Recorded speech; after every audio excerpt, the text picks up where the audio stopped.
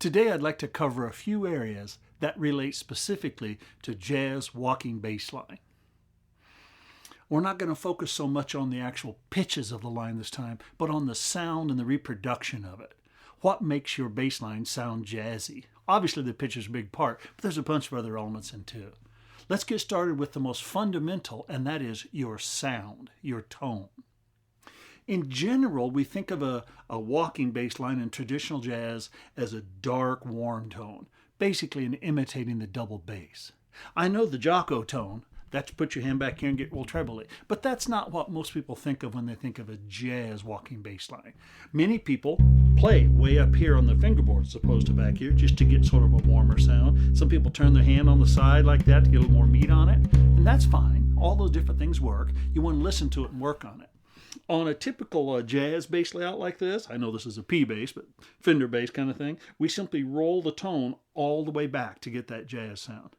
By the way, you don't have to have a jazz bass or a P bass or whatever you want. Just learn how to adjust the tone and learn how to play it well, okay? Now, really big part of it produces that sound of a jazz is the attack of the note. What I mean by that is that initial pung. See, when we play the double bass, there's this big, big air box, and we play the note, bunk, and if you can see it, it goes like this. It goes, bung, and it drops immediately, then decays. When we do that on the electric bass, it tends to go, bung, and then decays. It doesn't decay. It doesn't have nearly as much attack. That can be done on the electric bass or imitated by simply turning the volume down a little bit and playing harder. Watch here, I'm not going to adjust my volumes, I'll just leave it where it's sitting here, but I'll play nice and soft.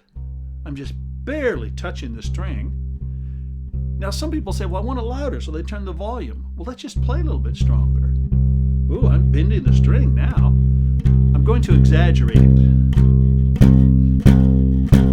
Back off. That to me sounds like a normal jazz tone. See, when I turn the volume down and play a little bit harder, I get more of that bunk attack, that real clarity of the start of the pitch. Basically, it helps me play good time.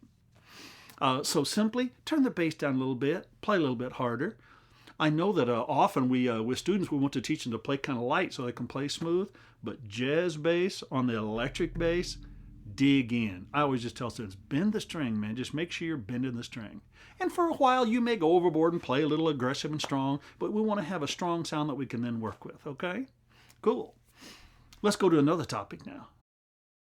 Now let's look at some of those little ghost notes that are real common in walking bass line. Now here's quarter notes, just an example, nothing but. 1, 2, 3, 4. Watch this. Can you hear that? Bo-de, bo-de, de, de, da. Let me play just a little bit and you can hear some of those.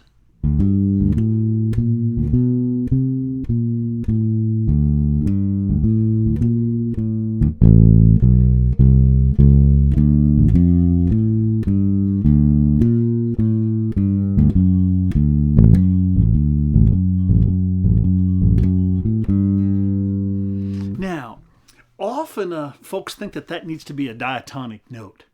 Not really. Typically in a blues, or actually just to keep it where it was. I was doing a little G minor thing. I was just playing the string lower.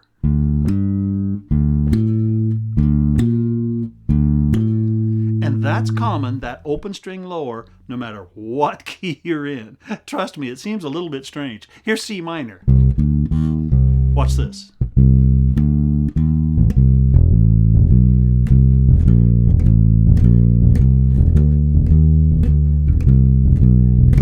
Look at all those low E's I was playing. That's common as could be. There's nothing wrong if you want to double a pitch. But that's not as common as just reaching for that lower string. Let me do it on a blues in F. Watch this.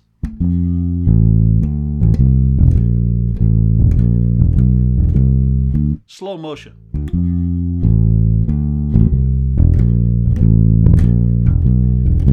Sure, listen to all that. So a real simple way to practice that is just do this.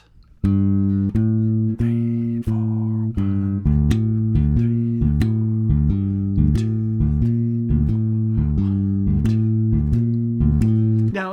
you get pretty good at that feel, you'll probably end up playing too many of them. Don't go dick forever. Just wait for those spots. Listen and feel. Listen to great jazz players and you'll hear where to go.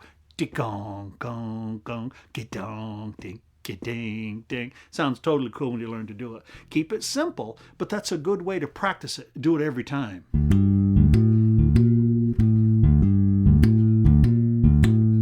How about we just do it the first time? 3 times. The 3rd time. The 4th time. Sure, it puts a little different emphasis in different spots. That's not a secret, but a little bitty thing that sounds really cool when you get good at it. And just again, keep it simple, work, isolate what you're doing and work it out. Cool. Next topic. Let me play a little walking bass line for you now. And you see if you can see some of those elements that I was just talking about. The sound, the attack, and some of those little tickings. 1, 2, 3,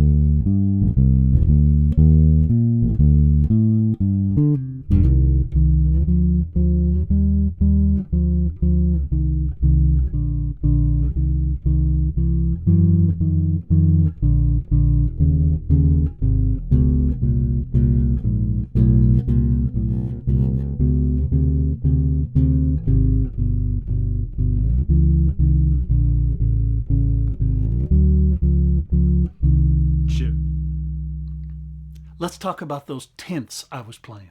I wouldn't normally do that type of stuff with the full ensemble, but when I'm playing a solo or duo with another bassist or even another instrument, I often add some little harmony. It's pretty simple. This was a C minor chord, so I was just playing the root, and up here I was playing the 3rd, which is an octave beyond the 3rd. Here's the 1, 2, 3, and I was playing it up here. So that's C minor. The whole chord, C minor 7. F minor 7. I kept this, which is the 7th of the chord. There's the root and the 7th. So here's my 10th. Here's my 7th. Another place I think I might have played this. Here's the 10th. Here's the F minor. Back to the C minor. And then it was a C7. It was leading to an F minor. Then I did A flat, G7, C minor. Here's that root, that's 7th. And then I did, I believe, here. Yeah, A7. Here's root and the 3rd, which is the 10th, and then root, the root, the 5 chord, root, and the 5th.